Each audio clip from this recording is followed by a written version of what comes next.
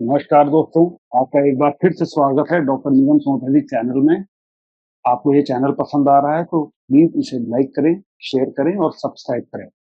अब से लेकर के 3-4 वीडियोस में हम लोग बात करेंगे हीट रिलेटेड प्रॉब्लम्स की और उसमें होम्योपैथी का क्या रोल है। सबसे पहले हीट रिलेटेड इश्यूज जो होते हैं, इसमें होम्योपैथी क्या कर सकते हैं। पहले वो चीजें जो कि प्रिकॉशन के तौर पे आपको यूज करनी है। नंबर 1, आपको हाइड्रेट रहना, यानी कि आपको पानी पीते रहना है।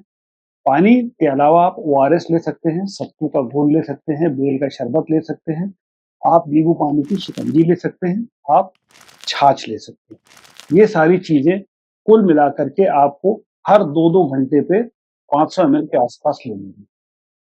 फिर बात आती है अपने को कूल रखने की। कमरे के अंदर रहें तो एसी कूलर का इस्तेमाल करें, बाहर हों तो आप वेट कॉम्प्रेस का इस्तेमाल करें अपने फोरहेड पे, अपने नेक पे और अगर हो सके तो अपने आर्मपिट्स पे। ये इसलिए जरूरी है जिससे कि सन की तपिश आपको अंदर से कोर टेम्परेचर को ना बढ़ाए। पीक सन से बचें। पीक सन जो होता है वो 11 बजे से 4 बजे के बीच में होता है। इस समय लिमिटेड आउटडोर एक्टिविटी करें।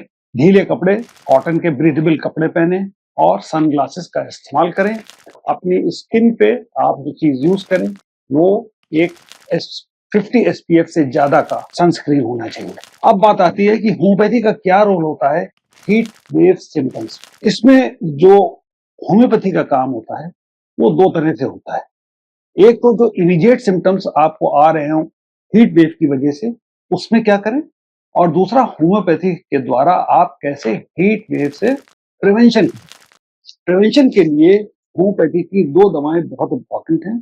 ये मैं आपको बताता हूँ। नैट्रम कार्ब 30 और सेलेनियम 30 नाम की दो दवाएं हैं जो आपको प्रिवेंशन में बहुत आराम है। और प्रिवेंशन करने के लिए हीट वेव के दौरान जब आप घर से निकले तो आप नैट्रम कार्ब 30 5 बूंद 1 चम्मच पानी में डालें और इसको अपने मुंह में जबान पे डाल करके इसको गटक लें। जब ये दवा लें 10 मिनट पहले और 10 मिनट बाद पानी या खाने की कोई चीज अपने मुंह में ना डालें। धूप से जैसे ही घर आए सेलेनियम 30 5 बूंद 1 चम्मच पानी में डालें, मुंह में रखें, जबान पे फैला करके उसको पी लें और जब सेलेनियम 30 लें उसके भी 10 मिनट पहले और 10 मिनट बाद पानी ना पिए। रात में सोते समय अगर आप चाइना मदर टिंचर इसकी 5 बूंद आधे कप पानी में डाल करके लेंगे तो जितना भी डिहाइड्रेशन से रिलेटेड सिम्टम्स है वो आपको नहीं आने पाएगा। ये होम्योपैथी की ड्यूटी है।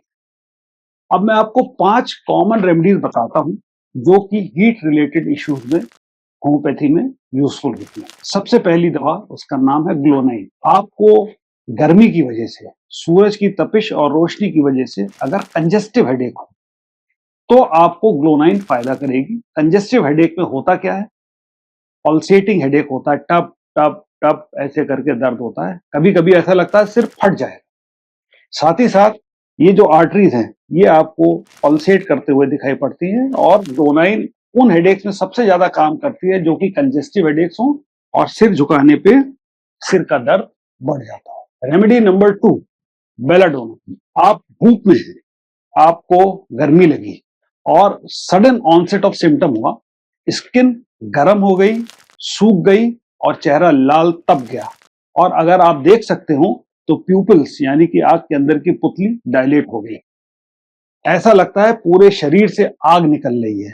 ये बेलाडोना की पिक्चर है। ऐसे में बेलाडोना काम करती है। Remedy number 3, gelsemium.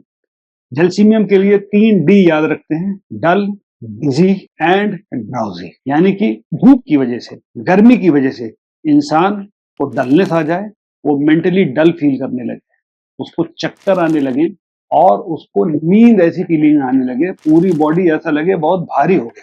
साथ ही साथ जेल्सीमियम के पेशेंट्स को प्यास नहीं लगती। इस पिक्चर में जेल्सीमियम का काम। चौथी रेमेडी, नेट्रम कार्ब। ये उन लोगों के लिए रेमेडी है जो कि क्रॉनिकली सेंसिटिव होते हैं सन के लिए। अगर आपको यूं भी सन से नुकसान होता है, सूरज की रोशनी से आपको सनबर्न होता है, सूरज की रोशनी से आपको चेहरे पे दाने आ जाते हैं, आपको अर्टिकेरिया हो जाता है, तो नेट्रम कार्ब काम आती है। नेट्रम कार्ब जैसा कि मैंने बताया सबसे बढ़िया हीट रिलेटेड इश्यूज की प्रिवेंटिव दवा होती है होम्योपैथी। 5वीं दवा लैकेचिस।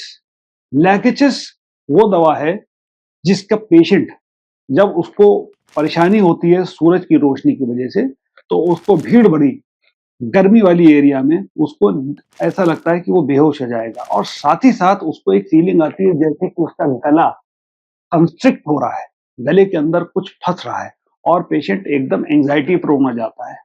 ऐसे केसेस में लैकेचिस काम आती है। तो ये वो 5 मेन होम्योपैथी की दवाएं जो कि आप हीट रिलेटेड इश्यूज में यूज कर सकते हैं। ये ध्यान रखिए, ये रेमेडीज सपोर्ट करती हैं बॉडी के इस रिस्पॉन्स को, लेकिन अगर किसी पेशेंट को हीट स्ट्रोक हो रहा हो तो ये एक मेडिकल इमरजेंसी होती है। नेक्स्ट वीडियो में हम लोग हीट एग्जॉस्शन और हीट स्ट्रोक की बात करेंगे। कैसे हम ये जान सकते हैं कि इस पेशेंट को हीट एग्जॉस्शन है या हीट स्ट्रोक है।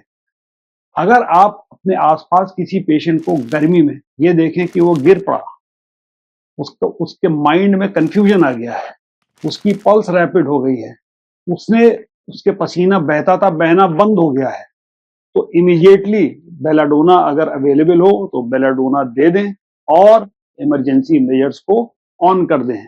इसके बारे में नेक्स्ट वीडियोस में हम लोग बात करते हैं। अभी के लिए इतना ही।